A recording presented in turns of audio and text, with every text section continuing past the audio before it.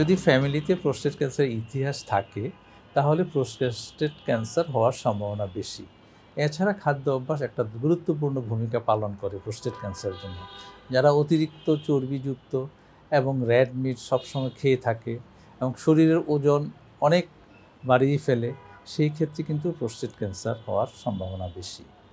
সেজন্য আমরা খাবার দাবার সব কিছুই সুষম যাতে হয় সেটার দিকেও খেয়াল রাখতে হবে আমাদের।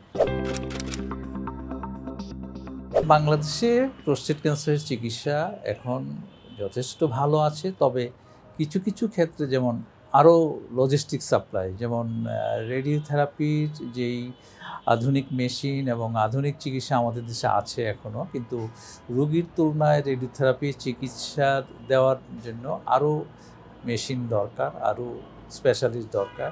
সেটা ভবিষ্যতে অবশ্যই হবে। আসলে ক্যান্সার চিকিৎসার ফলের যে কতগুলা ইন্ডিকেটর আছে, সেটা হলো যে আমরা সাধারণত ক্যান্সার পেশেন্টদেরকে যদি 5 বছর পর্যন্ত চিকিৎসার মাধ্যমে সুস্থ রাখতে পারি তাহলেই আমরা বলি যে কিউর। কিন্তু তারপরে যেটা হবে যে ফলো আপে রাখতে হবে, ক্যান্সার আবার যে কোনো সময় আসতে পারে।